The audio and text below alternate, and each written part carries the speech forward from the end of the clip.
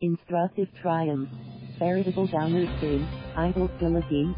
The third incarnation of the Idol franchise in the Philippines began its live shows last weekend, with a two-parter aimed at whittling the 12 contestants who made it to the live rounds down to 10 for this week's music-making showdown. 2 more contestants are expected to get the boot tonight, but for the most part, it's a pretty idiosyncratic bunch that includes talented hopefuls whose diverse ranges and musical temperaments boldly defy convention. As Idol Philippines is a tighter and better realized iteration of the global franchise, featuring a stellar bunch of steel-voiced contestants whose singing styles are as diverse as the genres we hear on Spotify these days. Idol Philippines comes on the heels of TV5's Philippine Idol, featuring winner Mau Marcelo and runners-up Dion Madangal and Janiato, in 2006 and GMA7's underwhelming Pinoy Idol, won by Gretchen Espina, 2 years later. Thankfully, the Pinoy Network's talent field is no longer as keen on showcasing the larynx-tearing belting approach of many amateur contestants a decade or 2 ago. Of course, the ability to scale stratospheric notes remains an advantage in this virus-loving country, but it's no longer the be-all and end-all of competitive singing. In this regard, the stubbornly talented but underseen Casey Tandingan, winner of the X-Typhoon Factor in 2012, immediately comes to mind. This is a far cry from the eardrum-smashing heyday of Sarah Geronimo, star for a night, Angeline Quinto, star power, and Rachelle Ann Go, search for a star, who initially followed the path of least resistance by going the virus route. While Vice Ganda, noted for his take no prisoners approach to coaching, often finds himself justifying the judges' contentious adjudicating choices, we're looking for performers, not just singers. It's really Regine Velasquez who ends up giving sound advice and helpful tips that a contestant can truly put to good use.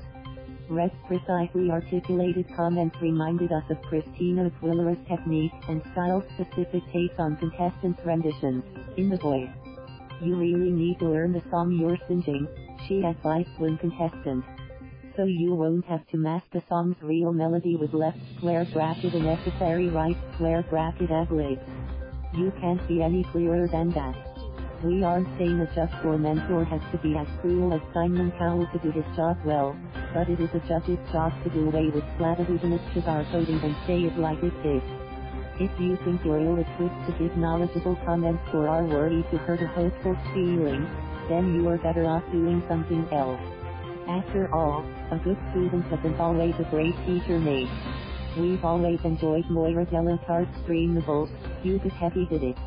But, as a judge in instances when she's heard waxing philosophical advice, like how one finds strength after dancing in the rain, or her killer-induced speechlessness following contestant Dan Ombao's version of Tuwing Umuulan at Kapiling Ka, are better suited for reality shows that don't involve cast-specific objectives. Moreover, James Reid needs to go beyond face niceties that are neither here nor there. The show's underperforming judges should have listened and learned from guest mentor, Ryan Cayabyab, who knows a thing or three about finding the right balance between pop singing and the classical approach. Naturally, Mr. Exceptional but hard to perform songs were being showcased last week. The Tuwing Umuulan also lends itself well to R&B. The national artist told Lance Busa upon hearing the latter's Hajji Alejandro-channeling style for Vice Ganda and Ating Musika. Given musical director Raul Mitra's refreshing rock and R&B arrangement for Vice Ganda, Lance would have done well if not for a wobbly start and an awkward finish. Mr. C also reminded hefty voiced Trish Bonilla, who happens to be the daughter of Philippine Idol Mau Marcelo, to use in her interpretation of Thailand, pang-matanda, Mr. C instructed. Trish, who's much better styled these days, knew when to just chill and when to show off her hefty voice by way of well-placed growls and extended notes, for better effect. Idol Philippines has a strong lineup of singers, but nerves obviously got the better of a number of them last week. For her part, Rachelle Ann, the other Vicky, was compromised by shaky notes in her overly performed version of Pano na Kaya. Yes, we understand these talent shows, democratizing mechanics, but their text both generating component and decision-making betrays an audience's inability to separate the wheat from the chaff. Doing nothing about this niggling complication puts any talent search credibility at risk. Elicanto, who was also in the bottom three, was weighed down by the decision to let her sing the race on Parachute. It's a song whose gorgeous complexity is best appreciated when sung well and with spot-on precision. It didn't help that Elle's singing style wasn't snuffed for the tune's unconventional melody and tricky theatricality. Just as hard to sing was Linemang Dai Pang Teo, but the Team Louise eventually rose above her problematic trills and demonstrated that she could be a force to reckon with. Renwood Finito's limitations were also unmasked by his song choice, the raw body. The fact that the glorious ballad was recorded by the hard-to-top likes of Regine Velasquez and Nonoy Dunida didn't help show his interpretive ability in a good light.